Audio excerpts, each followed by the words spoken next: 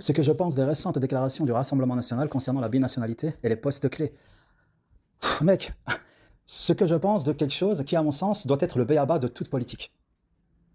Voilà. Donc déjà, pour ceux qui n'ont pas suivi, il y a eu polémique, alors que ça date pas d'aujourd'hui, parce que le Rassemblement national, tout comme d'autres partis issus du camp national, sont contre le fait de confier des postes clés, diplomatie, poste ministériel, etc., à des binationaux.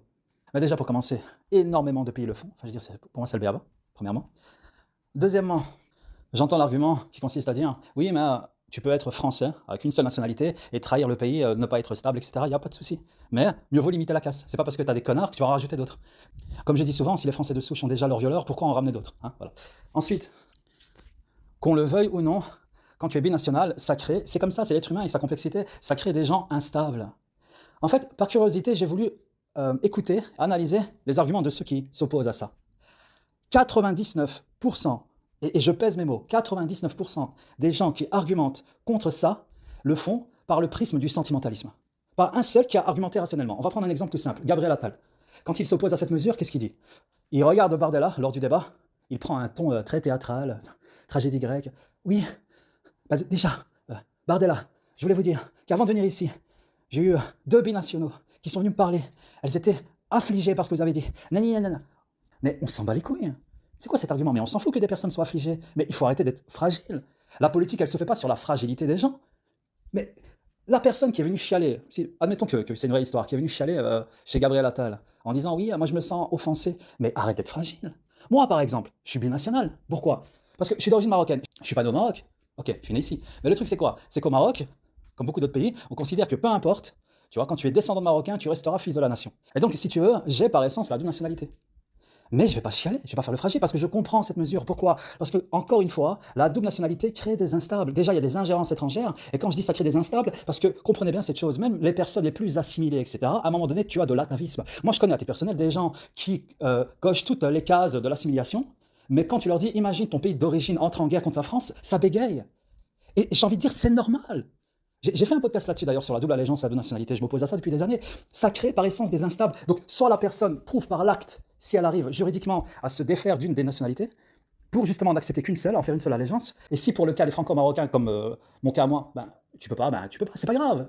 Enfin, je veux dire, parce que qu'on le veuille ou non, ça nous rattrape, il y a de l'atavisme, il y a de la dichotomie comme ça, cognitif. C'est comme ça, et encore une fois, une personne qui a une double allégeance, une double nationalité, on ne parle pas juste de la nationalité parce qu'il y a une double allégeance. La nationalité, c'est une question de contenant et de contenu finalement. Quel contenu tu mets? Est-ce que tu mets une allégeance aveugle, etc. Mais les gens, si tu veux, ils sont tous fragiles. C'est pas grave. Moi aussi, je suis concerné. C'est pas pour autant que je vais chialer. Je comprends ce que propose le Rassemblement national. Tout comme je comprends le fait qu'énormément de pays adoptent ça. Enfin, je veux dire, c'est le b.a.-ba. Parce que, par essence, la géopolitique, elle est mouvante. Il y a une plasticité des relations internationales et de la géopolitique. Ok. Non, donc, lundi, si ton pays d'origine s'entend bien avec le pays dans lequel tu es né, et vendredi, c'est le contraire, qu'est-ce qui se passe? Vous voyez ce que je veux dire? Donc déjà, encore une fois, chez des Français de souche, il y a ce souci. Moi, je me rappelle toujours de cette phrase, lorsque De Gaulle est parti voir Maurice Thorez, le patron communiste de l'époque, en lui disant « Tu es pour qui? Pour Moscou ou Paris ?» Et là, Thorez, il s'énerve. Respecter le parti des fusillés, etc. Enfin bref, mais déjà pour te dire, chez les Français, tout comme chez les Marocains de souche, chez les Indonésiens, etc., ils ont leurs propres traîtres, leurs propres collabos, d'une certaine manière. Mais tu ne vas pas rajouter de l'instabilité, il n'y a pas de souci. C'est pas grave. Tu deviens maître nageur. Enfin, voilà. En fait, si tu as la possibilité de choisir une allégeance, fais-le. Moi, c'est pour ça que je m'oppose à la double allégeance et à la double nationalité. Une seule allégeance, ça n'existe pas. Depuis que je suis petit, j'entends ça. Oui, mais on nous demande de choisir entre la mère et le père. Ta gueule, ta gueule, ta gueule, ta gueule. À un moment donné, il faut du concret. Qu'est-ce qui se passe si ton pays d'origine entre en guerre contre la France? Tu es de quel côté? À un moment donné, il faut... Voilà, il n'y a pas de souci. Y a pas de... Je ne comprends pas les gens qui chialent. Je ne comprends pas la fragilité de tout le monde, en fait. Mais moi, je suis concerné, j'en ai rien à foutre. Parce que j'estime que, rationnellement parlant, ils ont raison de se prémunir. Ils ont raison. Ça ne veut pas dire que tous les binationaux, si tu les fous dans des postes stratégiques, ça va être des collabos, etc. Mais c'est un risque à prendre. Parce que les gens, si vous voulez... En fait, tout le monde voit ça à coup de matière. On n'est pas juste des matières, des atomes, comme ça, de manière épicurienne. Il y a aussi, si tu veux, tout un ethos structurel et structurant. La famille, un écosystème culturel, etc. Tu fais partie d'un noyau. Tu n'es pas qu'un individu qui est venu d'une manière limite pentecôtiste et verticale au monde. Tu fais partie d'une lignée. Donc, à un moment donné, tu ne peux pas t'extraire à 100% de ça. Ça peut te rattraper. L'être humain est complexe. Ce que tu penses à 25 ans n'est pas... Voilà. Et donc... À un moment donné, quand tu as une double allégeance, que tu le veuilles ou non, tu es tiraillé. Tous ceux qui ont une double allégeance d'une certaine manière, et qui m'écoutent en ce moment, ils savent très bien de quoi je parle. Tu es tiraillé par moment. C'est comme ça. Mais encore une fois, tous, sans exception, ils ont tapé sur la moraline. C'est pas avec le sentimentalisme qu'on fait la politique, c'est avec la raison. Et comme je dis souvent, l'émotion, c'est pas que c'est sale, mais il ne faut pas s'y vautrer pour prendre des décisions. Et en plus, vous pensez sincèrement que les pays étrangers qui ont intérêt à ce que la France flanche par moment, ils n'ont pas intérêt à ça? Ils n'ont pas intérêt justement à avoir des binationaux dans quelques postes stratégiques? La plupart des pays étrangers ne jouent pas aussi sur leur diaspora. Ils sont des menaces diasporiques. Notre diaspora installée sur votre sol, c'est ceci, c'est cela. Erdogan, ses discours. Et encore une fois, ils jouent le game, ils jouent le jeu, ils ont raison. C'est comme ça. La politique, elle est obscène, limite par nature. Il n'y a pas de souci. Mais justement, c'est justement parce que la politique est obscène que la France, en tout cas que le Rassemblement national, a raison d'aller dans cette direction. Ensuite, est-ce qu'ils vont vraiment acter cela? J'en sais rien. Mais dans tous les cas, ils ont raison d'aller vers cette direction. Parce que, de vous à moi, encore une fois, vous pensez qu'il n'y a pas des plans qui ont été faits depuis un petit moment déjà? Ça fait 3 décennies qu'il y a des ingérences subtiles.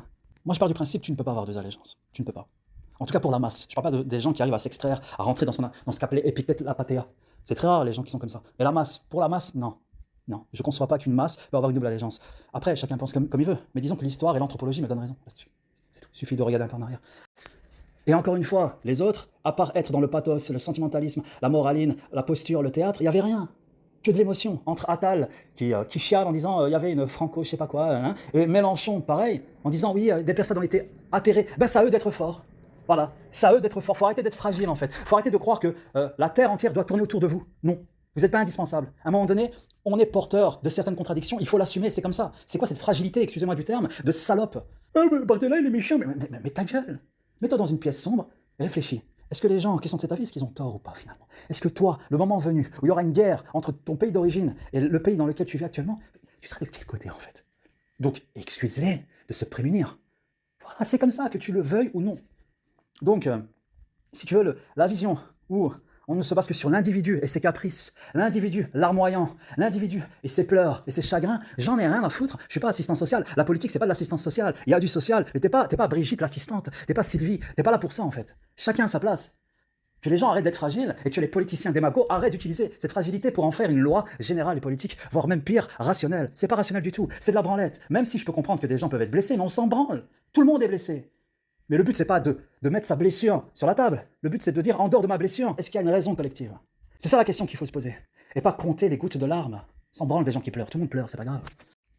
Je me sens concerné, à titre personnel. Je suis franco-marocain. Même si je suis pas né au Maroc. C'est comme ça. Voilà, t'es franco-marocain par essence. Ok. Et alors? Et alors? Au nom de la chialerie et du caprice, on tue la raison. Or, ça doit être le contraire.